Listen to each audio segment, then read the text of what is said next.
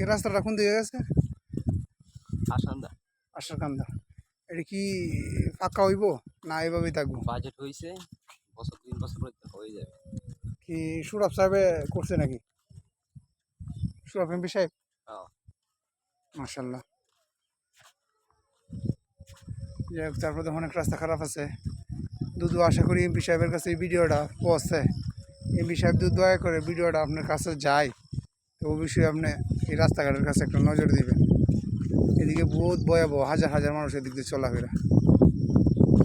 হয়তো আমরা ছোট ইউজার, আমরা ভিডিও এমপি সাহেবের কাছে নাও যেতে পারি।